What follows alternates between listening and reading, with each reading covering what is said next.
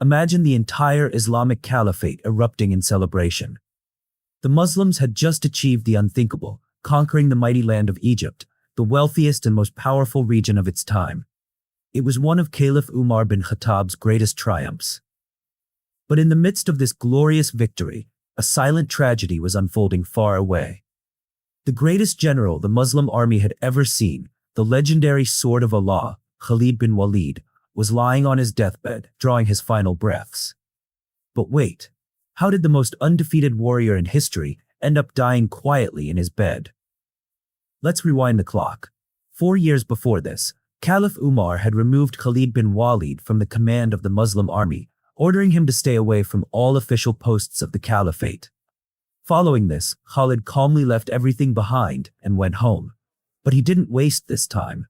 Knowing that his entire life had been spent fighting for Islam, he finally had the time to put down his sword and deeply study the Quran. However, Khalid bin Walid couldn't spend this part of his life in peace either. Shortly after leaving the army, a devastating plague struck, and almost all of his sons died right before his eyes. In the final chapter of his life, he had to bear the immense grief of losing his young sons, leaving only 3 alive, one of whom was later martyred fighting in Caliph Ali's army during the Battle of Siffin. Before Khalid bin Walid passed away, people traveled from far and wide to meet him one last time. When a very close friend came to see him, Khalid showed him the scars on his body and asked, "Do you see any spot on my body that doesn't have a scar from a sword or a spear?" Astounded, the man replied that his entire body was completely covered in scars. Khalid then said to his friend, "Looking at these wounds, don't you understand how hard I tried to attain martyrdom in every battle? I used to charge into enemy lines of thousands alone on my horse, yet no one could kill me. And today, I am dying in my bed like a sick camel, filled with shame." His friend replied, "What do you mean? Don't you know that when the Prophet Muhammad, peace be upon him, gave you the title of Saifullah, the Sword of Allah, it was decided right then that no one could ever break the Sword of Allah in any battle." Hearing this, Khalid bin Walid's heart finally found peace, and he laid back on his bed. Shortly after, the greatest general in Islamic history, the man who broke the power of the Roman and Persian empires, conquered Damascus and Jerusalem, and won massive battles like Yamama and Yarmouk, left this world from his small home, leaving behind nothing but a horse and a few swords. May peace be upon him. Khalid bin Walid passed away in the Syrian city of Homs, where his grave remains today. The news of his death spread like wildfire across the caliphate. As soon as the news reached Medina, cries echoed from every street, and the women of the city began weeping loudly over the death of this great general. But there was a problem. Caliph Umar had previously banned loud mourning in Medina, no matter who passed away. However, on Khalid's death, the people completely forgot this rule. When their cries reached Caliph Umar, he stepped out of his house in anger and asked, "Who are they crying for?"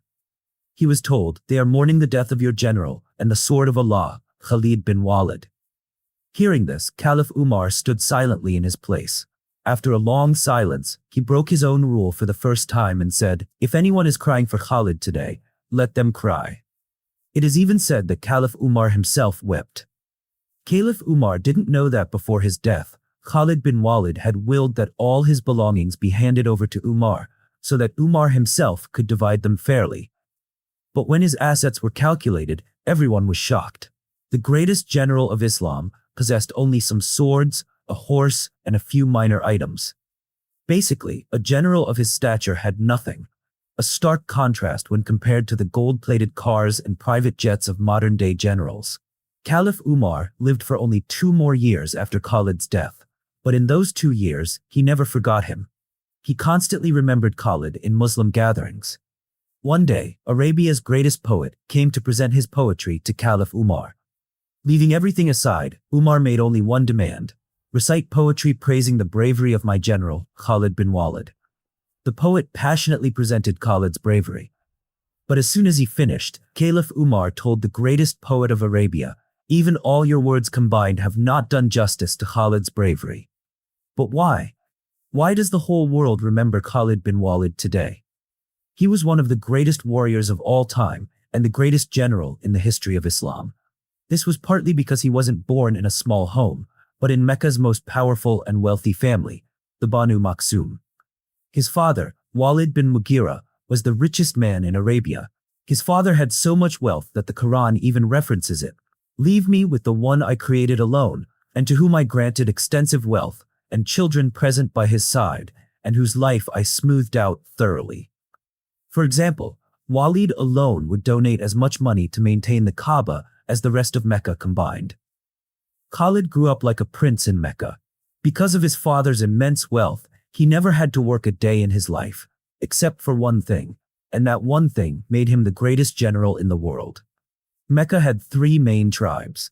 Banu Hashim controlled the religion, Banu Umayyah were known for their wealth, and Khalid's tribe, Banu Makhzum, was responsible for protecting Mecca. Every young man in this tribe was a fierce warrior, and their most important task was training wild horses for war. Because of this, from a young age, no one understood the power of cavalry better than Khalid. Later in life, he won all his battles using his army's cavalry. Moreover, Khalid frequently traveled toward the cities of the Roman Empire and was always amazed by their massive structures. Little did he know that one day, the entire Roman Empire would tremble at just the sound of his name. While Khalid was living a relaxed life on his father's wealth, it was the exact moment when Allah chose his final prophet in a small cave in Mecca. And from here, a massive change began. Prophet Muhammad slowly started spreading Islam in Mecca. Initially, the poorest people accepted it.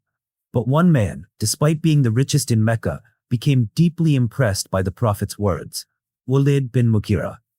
He would repeatedly go to the Prophet to listen to the Quran. But as rumors spread that Arabia's richest man was about to become a Muslim, Walid, despite knowing the Quran was true, backed away, purely out of fear of what people would say. His actions harmed the Muslims so much that Allah responded in the Quran. Then he turned back and said, "This is nothing but magic derived from the ancients. This is nothing but the word of a mortal. I will drive him into hellfire. And what can make you know what hellfire is?" Shortly after this revelation, Walid bin Mughira died. But the oppression of Muslims in Mecca increased so much that it became impossible to bear. Forced to leave, all the Muslims migrated to Medina to establish the first Islamic state. During this time, Khalid bin Walid was out of Arabia for some work. When he returned to Mecca, he found everything changed. Cries of mourning echoed from every house. When Khalid asked what happened, his family told him about the massive battle of Badr between Mecca and Medina, where the Muslims had killed their tribal leader Abu Jahl and 25 of Khalid's cousins. Most shockingly, they had captured Khalid's older brother, Walid bin Walid.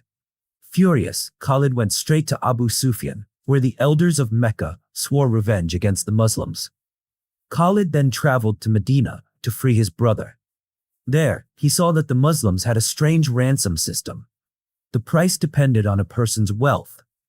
Some paid 1,000 dinars, some 2,000, and those with no money were freed on the condition that they teach 10 Muslim children how to read and write. But Khalid found out that the Muslims had set the highest price for his brother, 4,000 gold coins, worth millions today. While shocking to others, this was nothing to Khalid.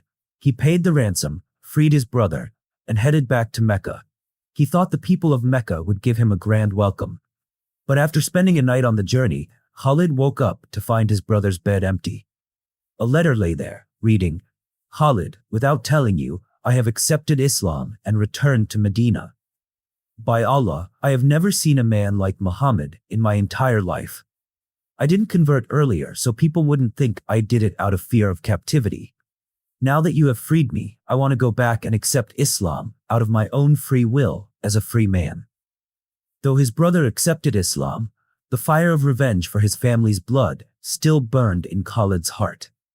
So the following year, when Mecca gathered an army, Abu Sufyan used Khalid's anger and appointed him as the army's general for the first time. But before they reached the city, 1,000 Muslims were waiting for them near Mount Uhud. 1,000 versus 3,000, a daunting task.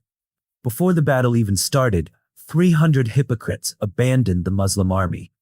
Now, the Prophet only 700 men against a force 4 times larger.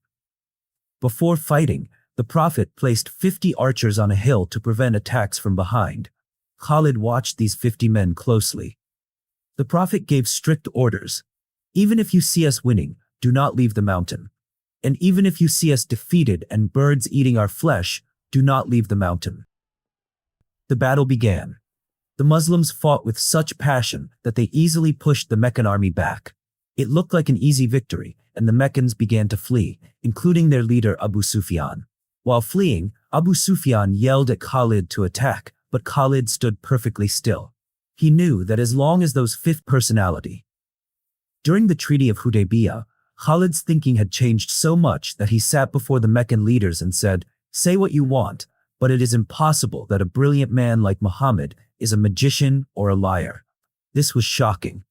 The very first person to call the Prophet a magician was Khalid's father, and now his son was publicly denying it. Slowly, Khalid was drawn to Islam. His brother Walid kept sending him letters from Medina, urging him to open his eyes. Finally, the Prophet himself asked Walid, "Where is Khalid? A brilliant man like him should have accepted Islam by now." Hearing this, Walid immediately wrote to his brother, "Khalid, open your eyes. The Prophet praised you. Don't delay any longer. Accept Islam." Reading this, Khalid realized how much he had wronged the Muslims at Uhud, yet the Prophet was still inviting him. He prepared to leave for Medina. Abu Sufyan confronted him, drawing his sword, but Khalid's powerful tribe, Banu Makhzum, protected him. Khalid rode out publicly. On the way, he met the future army chief, Amr ibn al-As, who was also going to accept Islam. Together they reached Medina and became Muslims. However, accepting verses of the Quran that condemned his father to hell was very difficult for Khalid. He went to a companion and asked him to recite those verses. He listened and said, "Recited Zayd's death." Jafar took the flag. His hand was cut off, so he held it with his other hand. That too was cut off and he was martyred. The Prophet informed Medina of Jafar's passing. Abdullah took the flag but was also martyred. Without a leader in this crucial battle, the Muslim ranks began to falter. A companion picked up the flag and shouted, "Choose a leader quickly, or the army will break." Suddenly, they saw one man fighting with incredible bravery, Khalid bin Walid. Remembering his tactical genius at Uhud, the soldiers rushed to hand him the flag. Khalid refused, saying he wasn't worthy of leading them. But the army forced the flag into his hands. Back in Medina, the Prophet announced, "After the three generals, the Muslims have now given the flag to one of the swords of Allah." This is how Khalid received his legendary title. Under Khalid's brilliant leadership, the Muslims executed a tactical strike, pushed the Romans back, and safely retreated to Medina. After this, the Muslims fully accepted him as their general, and the Prophet assigned him major tasks, including leading a massive flank during the conquest of Mecca. As Khalid became a prominent general, he faced his biggest controversy. The Prophet sent him to bring a tribe under Medina's control. When Khalid arrived, the tribe used a strange phrase, "We have abandoned our faith and returned," or something similar. Misunderstanding this as a rejection of Islam, Khalid ordered their execution, and dozens were killed. When the Prophet found out, he was deeply grieved and prayed, "O Allah, I am innocent of what Khalid has done." He summoned Khalid. While Khalid tried to explain the confusion, Abdurrahman ibn Auf interrupted, accusing Khalid of taking personal revenge for his uncle's death years ago by the same tribe. A fierce argument broke out between the two. The Prophet, intervened and took Abd al-Rahman's side, telling Khalid, "Do not insult my companions. Even if someone spent gold equal to Mount Uhud in the way of Allah, it would not equal the status of my early companions." Khalid realized that no matter what he achieved, he could never match the status of those who sacrificed everything for Islam in its earliest, hardest days. The Prophet sent Ali to pay blood money and bring justice to the tribe, but he did not dismiss Khalid from the army. In the very next battle, Hunain, Khalid was again the general under the Prophet's command. An army of 12,000 Muslims was ambushed in a mountain pass, raining arrows down on them. The massive army panicked and began to retreat. It was here that Khalid learned true leadership. While the army fell back, the Prophet stood his ground. He didn't retreat. Instead, he rode alone toward the enemy, shouting, "I am the Prophet. It is no lie. I am the son of Abdul Muttalib." Seeing his immense courage, the Muslim army rallied behind him and won the battle. Khalid learned that a true leader stands firm when everyone else runs. The Prophet kept Khalid as a general until his final days. When the Prophet passed away, many Arabian tribes rebelled. Some claimed false prophethood, others refused to pay zakat. The first Caliph, Abu Bakr, needed a supreme commander to bring Arabia back under control. He summoned Amr ibn al-As and asked about Khalid. Amr replied, "Khalid is the master of wars and a friend of death.